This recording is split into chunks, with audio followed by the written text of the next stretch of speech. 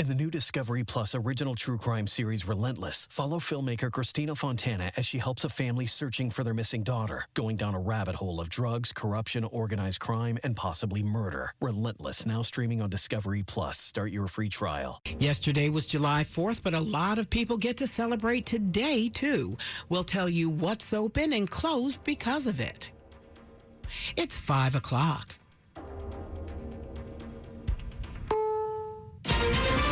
This is CBS News on the Hour, presented by Indeed.com.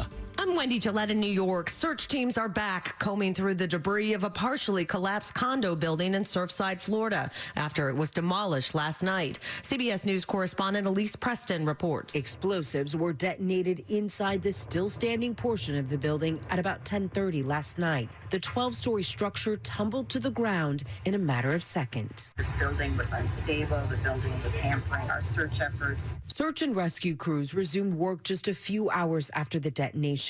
Officials said removing the threat of a collapse would give rescue crews access to more of the site. There's an area of that mound which we were not able to work in safely. The building was brought down before the arrival of Tropical Storm Elsa. CBS meteorologist Jeff Baradelli on the storm's path. The rain and the wind will move into South Florida, especially the Keys on Monday.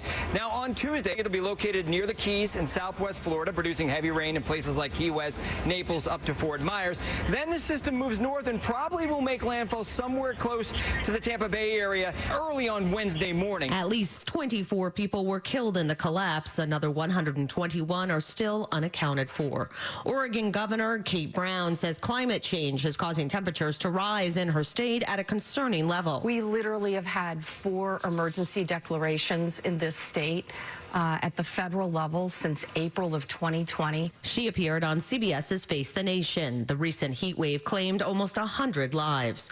President Biden centered on the coronavirus while giving a 4th of July speech from the South Lawn of the White House. We're closer than ever to declaring our independence from a deadly virus. But a COVID variant continues to spread around the country. CBS's Lilia Luciano has more. The highly contagious Delta variant is now found in all 50 states. But COVID concerns were not enough to cancel summer trips, with air travel setting a new pandemic record this holiday weekend and flyers waiting in long lines at check-in and gates packed full. There was a lot of people, so looking for seats. We sat on the floor.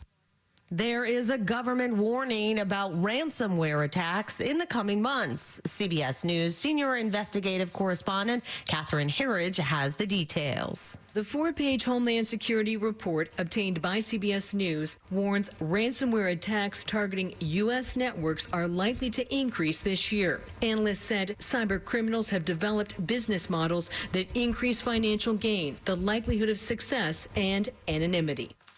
This is CBS News.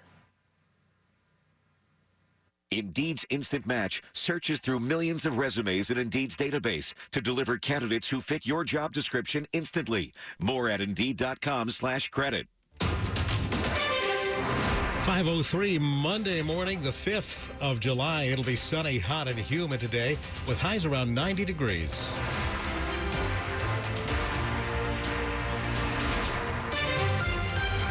Good morning, I'm Bruce Allen. John Dome in the top local stories we're following this hour. We begin on the National Mall, where visitors crowded there last night to get a good spot to watch the fireworks.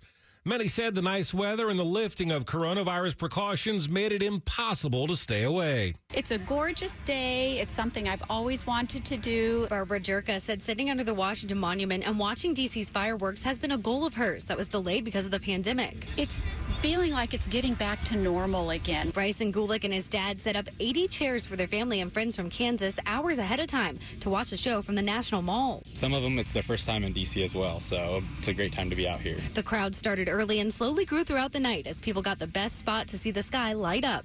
Arun from Northern Virginia. Absolutely. Yeah. We are thrilled to be here. Valerie Bonk, WTOP News. At least 174,000 people rode Metro during the holiday yesterday. That's the highest single-day ridership since before the pandemic. And that number is likely to go up as the transit agency tallies its final numbers today.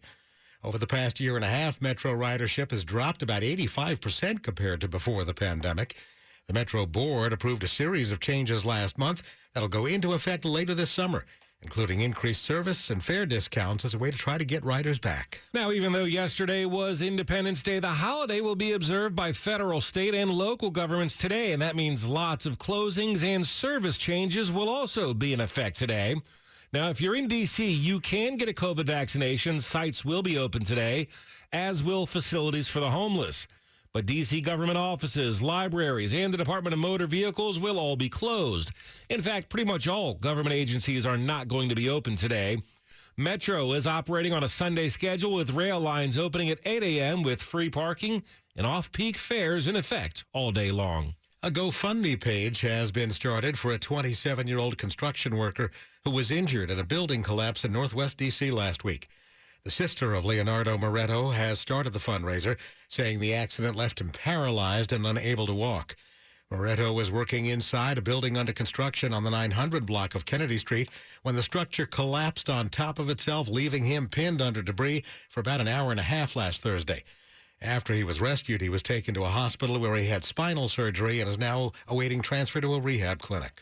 Last week, Montgomery County Fire and Rescue responded to 2 separate deck collapses at homes that left some people injured. And the cases are a reminder that you cannot assume your deck is structurally sound. Inspect your deck. Start by touching the handrails.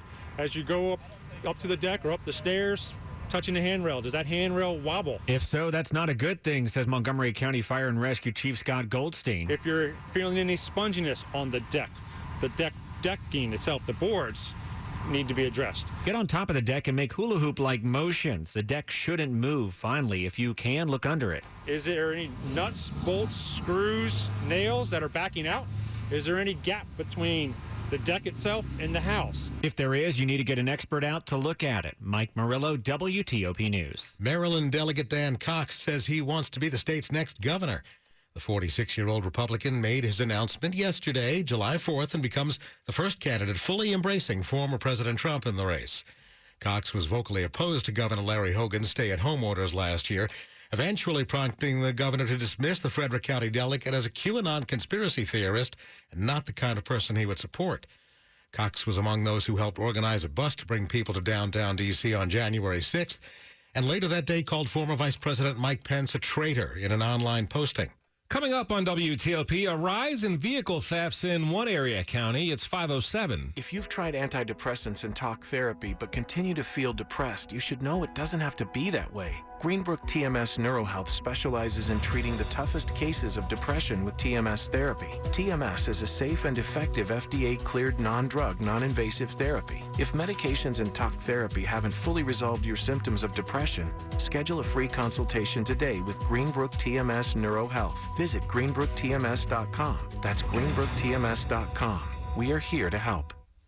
You work hard for every dollar you earn, and now more than ever, you deserve to have your money protected. In the new Discovery Plus original true crime series Relentless, documentary filmmaker Christina Fontana tries to help a Missouri family desperately searching for their missing daughter. Christina quickly goes down a rabbit hole of drugs, corruption, organized crime, and possibly murder, realizing she can't trust anyone, including the missing girl's own family. Start your free trial to follow Christina as she spends over a decade of her life searching for the truth. Relentless, now streaming on Discovery Plus, the streaming home of true crime and so much more for just $4.99.